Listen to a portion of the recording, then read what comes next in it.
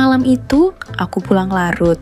Rumah sudah sepi, lampu ruang tamu redup, dan suara TV sudah dimatikan.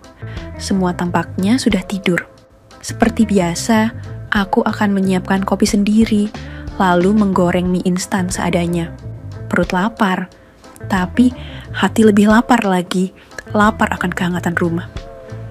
Saat kulirik ke kamar, istriku sudah terlelap bersama anak kami yang masih balita. Keduanya tampak damai di bawah cahaya temaram. Ingin membangunkannya, tapi aku tahu dia akan kesal kalau tidurnya terganggu. Jadi aku urungkan niat. Aku pun beranjak ke dapur, berniat masak, tapi langkahku terhenti. Di sana, berdiri seorang perempuan dengan daster istri, warna biru muda dengan motif bunga kecil, tengah merebus air. Tubuhnya membelakangiku, jadi aku tak bisa melihat wajahnya. Aku pikir itu istriku. Mungkin aku salah lihat tadi, mungkin yang di kamar cuma si kecil. Aku tersenyum nakal, lalu mengendap pelan. Begitu sampai di belakangnya, langsung ku tutup matanya dengan tangan kiri dan mendekat ke telinganya. "Ayo, ini siapa? Coba tebak," bisikku menggoda. Dia menggeliat ringan, tapi tak menghindar. Tanganku yang satu meraih pinggangnya, memeluknya erat dari belakang. "Ayo, siapa? Coba tebak," ulangku sambil tertawa pelan. Dia diam, tapi tubuhnya tak menolak. Bahkan suara pelannya terdengar lirih, tapi menggoda. "Mas Iwan, nanti Mbak Weni bangun loh." Dek, jantungku nyaris copot. Nama istriku disebut. Tapi bukankah istriku sedang tidur di kamar? Lalu siapa ini? Tapi suara dan tubuhnya mirip. Mungkin dia cuma pura-pura. Barangkali ini permainan istri ingin menggodaku balik. "Hehehe, biarin deh Mbak Weni bangun," bisikku lagi. "Asyik juga fantasi masak-masakan di dapur ya sayang." Kucium lehernya perlahan, dan dia hanya menggeliat pelan tanpa menolak. Dalam bayangku, ini hanya permainan istri yang lagi kreatif, jadi ku peluk dia lebih erat dan membawanya ke kamar belakang. Ruang yang biasanya dipakai Mbok Karti, pembantu kami yang sudah sebulan berhenti. Di sana gelap, hanya sisa cahaya dari dapur yang membayang samar. Aku menutup pintu, lalu menariknya perlahan ke dipan kayu. Dia hanya menatapku sebentar, kemudian merebah dengan pasrah. "Mas, nanti Mbak Weni bangun," katanya lagi. Tapi aku sudah tak peduli. Hasratku menggelora. 2 minggu aku tak pulang karena pekerjaan luar kota. Malam itu, aku hanya ingin menebus rindu. Aku membisikkan candaan lagi. "Kalau Mbak Weni bangun, kita ajak sekalian ya, biar rame." Dia tersenyum samar dalam gelap, dan malam pun mengalir seperti sungai yang akhirnya bertemu laut. Tapi entah kenapa, rasanya agak beda, lebih lembut, lebih gemuk, lebih mendesah pelan dengan nada yang belum pernah kudengar dari istriku. Setelah semua usai, aku memeluknya erat, nafasku masih memburu. "Makasih ya, kamu tahu aja aku kangen banget," bisikku, penuh rasa syukur. Tapi lalu dia menjawab lirih, pelan, seperti menusuk dadaku. "Maaf ya mas, aku bukan Mbak Weni, aku Ipah, pembantu baru, pengganti Mbok Karti." Dunia terasa jungkir balik, jantungku nyaris berhenti, tapi nasi sudah jadi bubur, dan dari situlah semua dimulai. Kisah yang tak pernah kuharapkan, tapi tak bisa kuhentikan. Kisah aku dan dia, Ipah, perempuan yang datang di malam yang salah. Malam itu tak ada penjelasan. Begitu dia bilang, "Aku Ipah mas, pembantu baru." Aku seperti disambar petir dalam kamar gelap, nafasku tercekat, lidah keluh. Satu-satunya kata yang keluar cuman, "Maaf." Aku bangkit tergesa, meraih baju yang tadi kulepas tanpa sadar, tak berani menatap wajahnya. Bahkan, napasnya yang masih tersengal seperti mencambuk batinku lebih keras dari amarah siapapun. Langkahku cepat meninggalkan kamar belakang. Pintuku tutup pelan, nyaris tanpa suara. Tapi sebelum benar-benar tertutup, aku sempat menoleh sekali. Ipah masih rebah di depan tua itu, dengan selimut tipis menutupi tubuhnya. Tapi Bukan tubuhnya yang paling menusuk hatiku, melainkan senyumnya, kecil, tenang, seperti sudah tahu semua ini akan terjadi, seperti menerima atau justru pasrah.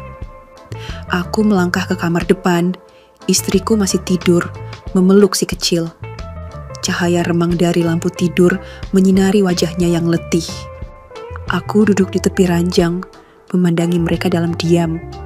Hati ini terasa campur aduk, penuh penyesalan, takut, dan entah kenapa rasa penasaran yang belum padam. Apa yang barusan terjadi? Kenapa Ipah tidak menolak?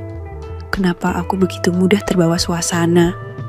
Aku berbaring pelan, membelakangi istriku, punggungku dingin, tapi yang lebih dingin adalah kenyataan. Malam itu tak ada tidur yang benar-benar nyenyak. Pikiranku berkelana ke wajah samar Ipah, ke desah pelannya, ke senyum terakhirnya yang misterius. Dan sejak malam itu, rumah ini tak pernah sama lagi. Pagi itu matahari belum terlalu tinggi, tapi aroma tumisan di dapur sudah lebih dulu membangunkanku. Perutku keroncongan, tapi bukan itu yang paling membuatku gelisah. Hari ini aku resmi libur 3 hari setelah 2 minggu kerja di tambang. Jauh di luar kota, jauh dari rumah, jauh dari istri. Tapi justru saat libur datang, hatiku gak tenang. Begitu keluar dari kamar, aku melihat Weni, istriku, sudah sibuk di meja makan, senyumnya cerah seperti biasa. Mas, kenalin ini Ipah, pembantu baru gantinya Mbok Karti, baru mulai kerja 3 hari yang lalu, katanya. Aku nyaris tersedak napas sendiri. Ipah muncul dari dapur sambil membawa piring berisi telur dadar dan tempe goreng. Ia mengenakan daster biru muda dengan motif bunga kecil, bukan daster semalam, tapi tetap saja aura itu masih menempel kuat di benakku. Selamat pagi, Mas, ucapnya sambil tersenyum sopan menundukkan kepala. Aku membalasnya dengan tangan gemetar. Iya, pagi juga. Ipah ya, makasih udah bantuin di rumah. Jari-jariku menyentuh jemarinya, hangat, lembut, dan langsung mengalir kembali semua kenangan semalam. Senyumnya tidak berubah, tenang, sedikit menunduk, tapi matanya sempat melirikku. Tatapan singkat yang seperti berkata, "Tenang Mas, rahasia kita aman." Aku langsung menarik tanganku cepat-cepat dan berpura-pura batuk kecil. Weni menatapku sekilas. "Kamu kenapa sih, Mas? Masih capek ya?" Aku tertawa hambar.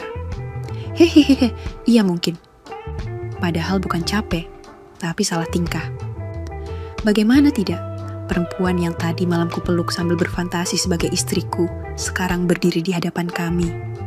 Diperkenalkan sebagai pembantu baru, dan istriku tidak tahu, sama sekali tidak tahu.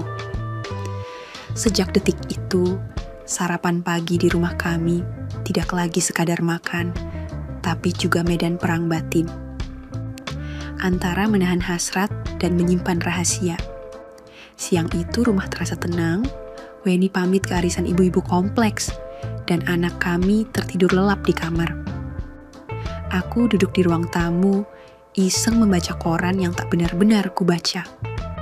Lalu terdengar langkah pelan dari arah dapur, Ipah muncul membawa segelas es teh. "Ini Mas, panas ya?" katanya pelan, tanpa tatapan berlebihan.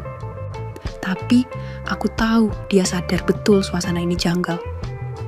"Terima kasih Pak," ujarku. Kupaksakan senyum.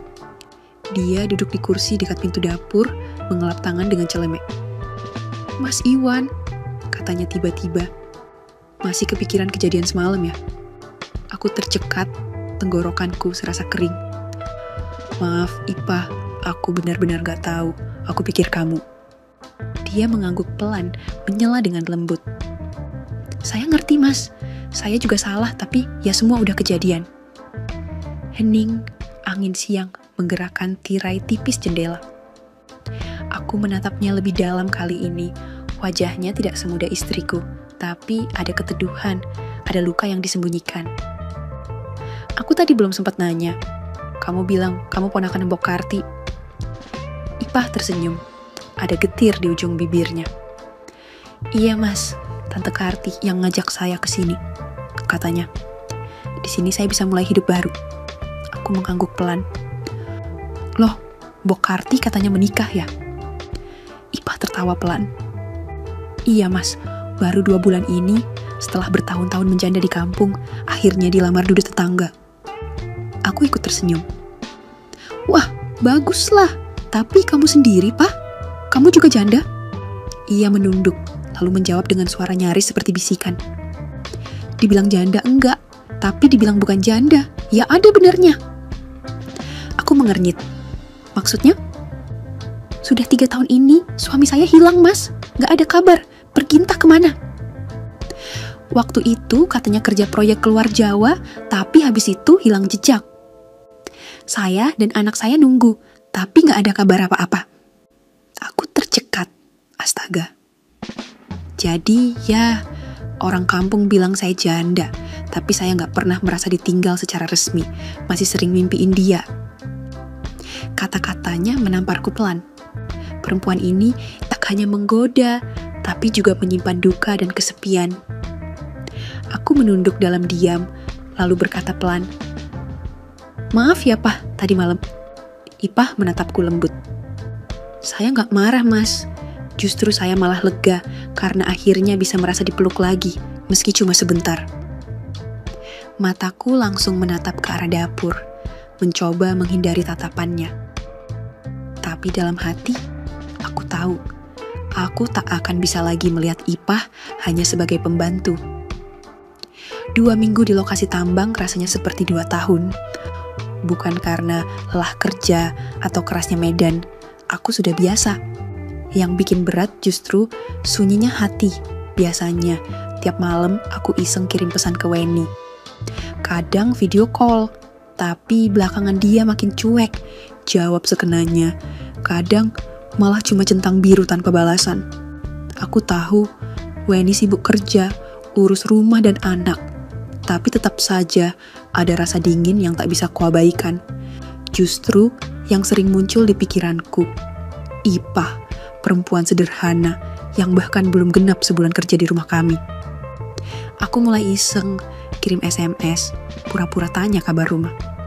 Tapi entah kenapa, respon Ipah berbeda, hangat, penuh perhatian. Iya mas, rumah aman, anak mas tidur siang tadi nyenyak. Kayaknya capek main. Hati-hati ya kerja di sana. Ipah doakan sehat dan cepat pulang. Sampai akhirnya, aku tak tahan lagi. Malam itu, entah dorongan dari mana, aku tekan tombol panggilan. Tersambung, suaranya lirih dari ujung sana. Mas Iwan, tumben telepon.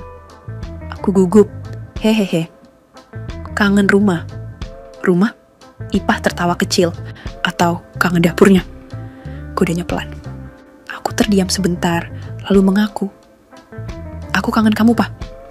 Tak ada suara di ujung sana, hanya tarikan napas lama lalu. Ipah juga, Mas. Gimana ya? Ipah bingung, tapi tiap hari nunggu SMS Mas. Kami terdiam bersama dalam senyap yang jujur, bukan sekadar fantasi malam, tapi ada yang tumbuh pelan, dalam, diam-diam. Sementara itu, jauh di sisi lain hidupku, Weni seperti menjauh, hubungan kami terasa seperti rutinitas. Bukan lagi pelukan hangat, tapi sekadar kewajiban. Dan yang paling menyakitkan, aku merasa dia malah lega saat aku pergi. Aku pulang setelah 2 minggu kerja di pertambangan, berharap pelukan hangat dari istri dan ciuman kecil dari anakku. Tapi rumah sunyi, hanya suara kipas angin yang berputar malas di ruang tengah. Ipah menyambutku di teras, senyumnya seperti biasa, lembut, sopan, tapi ada sorot mata lain yang belum sempat aku baca tuntas. Mas Iwan, selamat datang. Maaf ya, Mbak Weni gak bisa sambut. Katanya semalam udah pamit, ada tugas dinas keluar kota. Aku diam, rahangku mengeras. Iya, Weni sempat bilang lewat pesan, aku keluar kota 3 hari ya, ada pelatihan dari kantor. Tapi tetap saja, rasanya aneh. Biasanya dia paling heboh nyambut aku pulang. Sekarang, pergi pas aku pulang. Aku masuk rumah, peluk anakku yang masih nyenyak tidur. Ada wangi asing di rumah ini, seperti aroma rindu yang sudah lama mati. Siangnya, aku ke warung depan, ketemu Pak Darto, tetangga yang mulutnya tajam tapi sering jujur tanpa sadar. Mas Iwan pulang loh, istrinya keluar kota ya. Sama atasannya itu tuh, si Pak Budi, katanya mereka sering bareng dinas sekarang. Aku tersentak. Pak Budi? Tanyaku pelan. Iya, katanya si Mbak Weni sekarang dipercaya jadi semacam asisten pribadi, sering ikut beliau keluar kota. Wah, karirnya ngebut ya. Pak Darto tertawa kecil sambil menyeruput kopi. Tapi di dadaku ada letupan lain, sesuatu yang panas dan pahit. Aku pulang ke rumah dengan pikiran kalut, duduk sendiri di teras sambil lihat langit sore yang mendung. Ipah datang bawain teh hangat. Dia duduk agak jauh, tapi suaranya lirih, nyaris seperti bisikan yang jujur. Mas Iwan, saya nggak enak ngomong, tapi saya pernah lihat Mbak Weni diantar mobil hitam waktu Mas belum pulang, bukan mobil kantor. Aku menatap Ipah. Dia menunduk, tangannya gemetar sedikit, tapi aku tahu dia tak sedang bohong. Hatiku runtuh pelan, bukan hanya karena cemburu, tapi karena selama ini aku berusaha setia pada rumah yang ternyata pelan-pelan sedang roboh dari dalam. Malam turun pelan, membawa udara yang dingin dan hati yang semakin panas. Pikiran tentang Weni dan gosip kantor itu masih menari-nari di kepala, memukul sisi-sisi hatiku yang paling rapuh. Aku duduk di ruang tengah sambil menatap kosong ke cangkir kopi yang sudah dingin. Lampu kecil menyala remang, temaram seperti perasaanku. Ipah muncul dari dapur, membawa selimut dan duduk di seberangku. Tak banyak kata, tapi tatapan matanya lama, dalam, seolah paham tanpa harus bertanya. Apa Mas Iwan gak bisa tidur? Tanyanya lirih. Sulit, jawabku pendek. Pikiranku kemana-mana. Dia menatapku lama, lalu berkata, kalau Mas butuh bahu, Ipah ada di sini. Tapi kalau Mas cuma ingin pelampiasan, lebih baik Ipah tidur sekarang. Kata-kata itu menamparku. Tapi justru karena jujur, aku merasa dia satu-satunya yang mengerti aku malam itu. Tanpa sadar, aku berdiri dan duduk di sebelahnya. Tanganku menyentuh tangannya, lalu perlahan wajah kami makin dekat dan akhirnya bibir kami bersentuhan. Ciuman itu bukan sekadar hasrat, tapi pelarian. Pengakuan bisu bahwa kami sama-sama butuh pelukan, bukan untuk seks, tapi untuk rasa dihargai dan dimengerti. Tanganku menjelajah pelan ke lekuk tubuhnya, nafasnya memburu, tapi tak menolak. Ia bahkan mendesah kecil, tertahan penuh getir. Mas, bisiknya lirih, menggigil. Saya takut. Aku juga, Pak. Tapi malam ini, aku cuma pengen merasa hidup. Kami tenggelam dalam pelukan yang panjang, hangat, nyaris meledak, sampai Tangisan itu datang tiba-tiba dari kamar depan. Anakku terbangun dan menangis kencang. Kami terhenyak.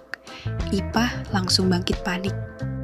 Maaf Mas, Ipah lihat Dedek di kamar dulu. Dia berlari ke kamar anakku. Aku duduk kaku, peluh dingin membasahi punggung. Dunia kembali nyata. Tangisan itu seakan membangunkan nurani yang nyaris tertidur. Tak lama kemudian, Ipah keluar, wajahnya pucat, tapi tetap lembut. Udah tidur lagi? Katanya. Aku hanya mengangguk, tak bisa bicara. Malam itu tidak berakhir seperti fantasi, tapi justru jadi malam penuh pertanyaan. Aku masuk kamar, merebahkan diri, tapi mataku tak mau terpejam.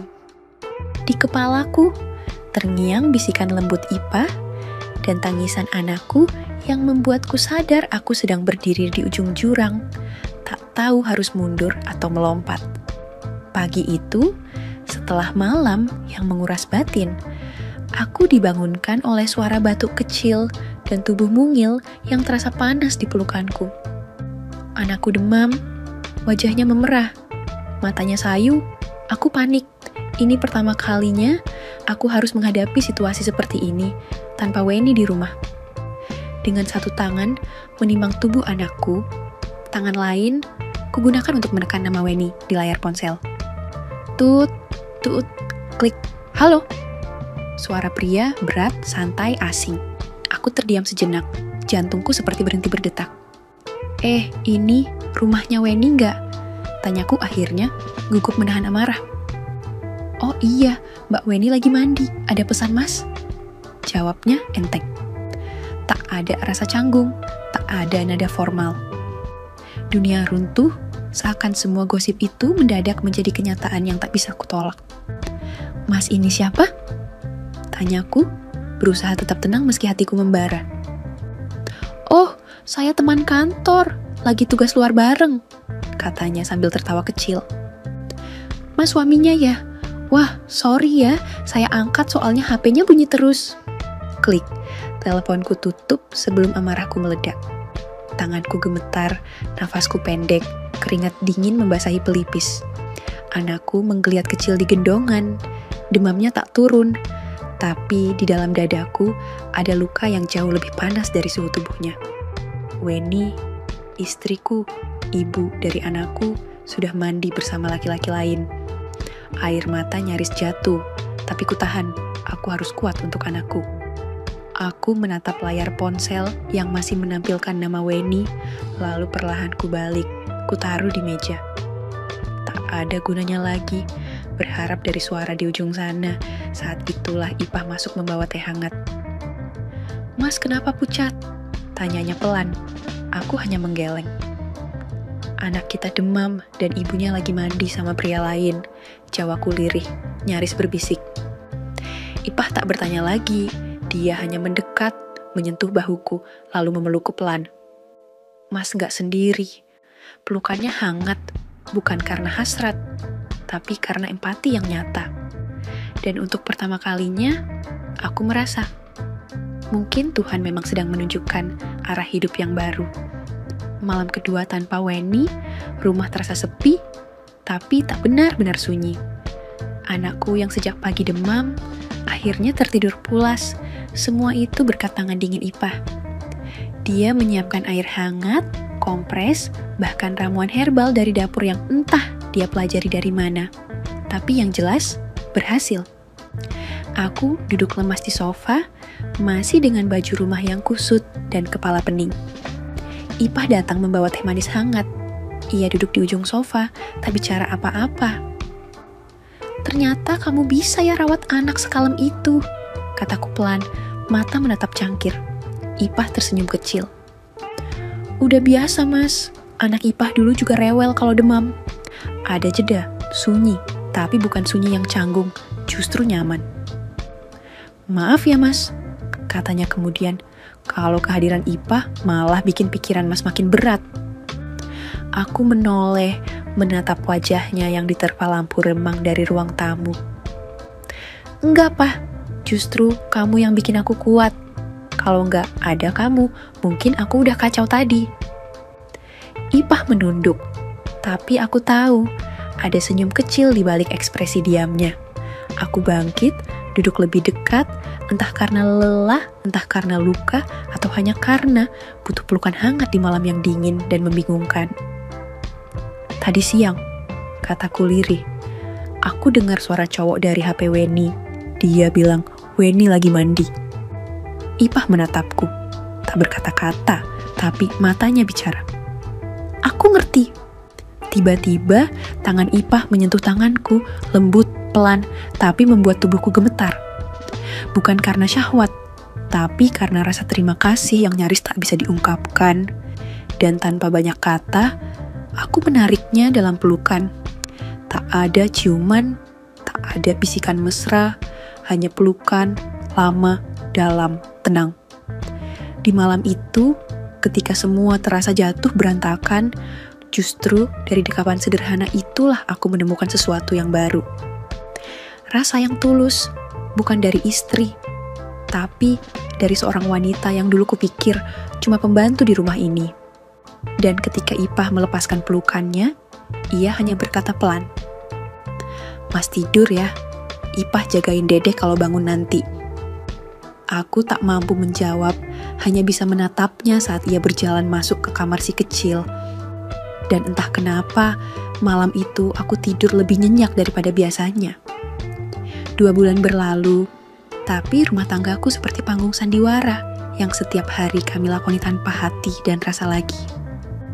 Aku tahu, aku sudah terlalu jauh terjerat dengan Ipah. Awalnya hanya pelipur lara, tapi lama-lama jadi tempatku berlindung dari kesepian yang mencekam. Sementara itu, Weni, aku tahu dia sudah lebih jauh lagi. Hubungannya dengan atasannya di kantor bukan sekadar gosip. Aku bisa merasakan dingin yang semakin menusuk saat dia pulang. Sikapnya yang menjauh, bahkan kata-kata yang mulai mengikis harapanku. Aku ingin bicara, ingin memperbaiki. Tapi entah kenapa, aku terlalu terluka dan terlalu lelah. Hingga akhirnya, saat aku sedang bertugas jauh di lokasi pertambangan, sebuah pesan masuk ke ponselku. "Mas, aku minta cerai. Aku sudah tak kuat lagi menjalani semuanya." Matahari terasa runtuh dari langit hidupku. Weni pergi, tinggalkan aku, tinggalkan anak kami. Yang lebih sakit, dia menitipkan anak kami pada Ipah. Ipah, wanita yang aku percaya sebagai pembantu baru, kini menjadi penjaga sekaligus pengganti kasih sayang yang hilang. Aku terdiam di tengah kesunyian jauh di sana. Hatiku berkecamuk antara sakit, kecewa, dan entah bagaimana sedikit lega karena beban berat di rumah sudah terangkat. Namun, perasaan lega itu bercampur dengan penyesalan yang dalam.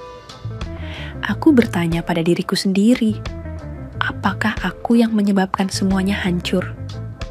Ataukah justru aku yang akhirnya menemukan kenyamanan di tengah kehancuran? Ketika aku pulang membawa kabar pahit soal perceraian dengan Weni, aku melihat Ipah juga tak ubahnya sedang membawa beban berat di dadanya.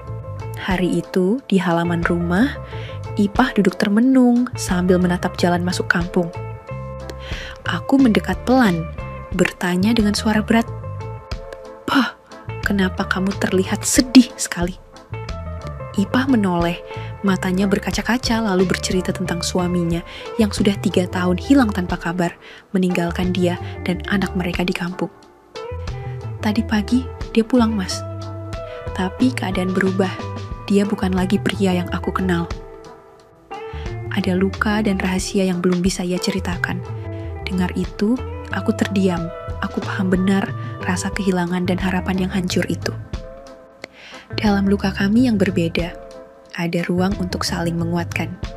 Hari-hari berikutnya, kami lewati bersama, saling berbagi cerita, tawa, dan air mata. Aku mulai menyadari, di balik sosok Ipah yang kuat dan tabah itu, ada hati yang sangat lembut dan tulus. Dan dari pertemuan hati yang patah itu, tumbuh benih-benih cinta baru, bukan yang sempurna, tapi yang nyata dan penuh pengertian. Suatu malam, saat kami duduk bersama di teras rumah, aku menggenggam tangannya, berkata, "Pah, aku tahu perjalanan kita tidak mudah, tapi aku ingin kita jalani bersama. Bolehkah aku menjadi bagian dari hidupmu, seperti kamu sudah menjadi bagian dari hidupku?" Ipah tersenyum, matanya bersinar hangat. "Ipah juga pingin, Mas. Ipah siap melangkah bersama, melewati segala luka dan harapan." Malam itu, di bawah langit yang penuh bintang, kami mulai menulis bab baru dalam hidup kami. Bab yang dipenuhi cinta, kejujuran, dan harapan yang tak pernah padam. Malam itu, suasana benar-benar hangat, antara rindu dan gairah yang sudah lama terpendam. Semuanya meledak seperti api kecil yang sulit dipadamkan. Aku sudah hampir menguasainya, siap menjalankan tugas malamku yang sudah lama kutunggu. Tapi tiba-tiba Ipah menghindar dengan senyum nakal. "Sabar dong, Mas," katanya sambil menatapku dengan mata bercahaya. "Kan Mas yang bilang mau nikahin Ipah dulu, kalau sudah resmi dan sah pasti lebih enak. Cenat-cenutnya juga halal, hehehe." Aku cuma bisa ketawa, tapi dalam hati makin sayang sama dia. Beberapa minggu kemudian, kami menikah. Bukan sekadar surat dan janji, tapi benar-benar memulai hidup baru yang penuh cinta dan pengertian.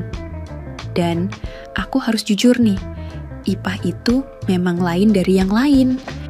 Dia lebih lembut, lebih empuk, dan ya, dia yang paling jago bikin cenat-cenut yang bikin aku selalu ketagihan. Rumah tangga kami sekarang penuh kehangatan dan tawa. Dari yang semula cuma pelipur lara, kini jadi sumber kebahagiaan sejati. Jalan hidup memang gak selalu mulus, tapi bersama Ipah, aku yakin kami bisa lewati semua dengan hati yang tulus. Tamat. Oke, segitu dulu untuk kali ini, dan semoga kalian, bosku semua, terhibur hari ini ya. Sekali lagi, tidak pernah lupa Mimin ingin mengingatkan bahwa tidak ada maksud untuk merusak moral. Tapi di sini, kami selaku admin channel Makyam hanya berbagi pengalaman dari viewer saja yang tentu saja tidak untuk ditiru. Terima kasih sudah mau mendengarkan kisah nyata ini. Ambil baiknya dan buang buruknya dari cerita kisah ini. Semoga hal seperti ini tidak terjadi kepada kita semua, bosku. Dan semoga kita semua dilindungi dari mara bahaya. Amin ya, Rabbal Alamin. Terima kasih, dan sampai jumpa di cerita selanjutnya. Jangan lupa like, komen, share, dan subscribe. Oh iya, kira-kira kalian semua bosku yang terhormat kepengen kisah-kisah yang seperti apa lagi nih? Tolong berikan komentar-komentar kalian di video ini ya.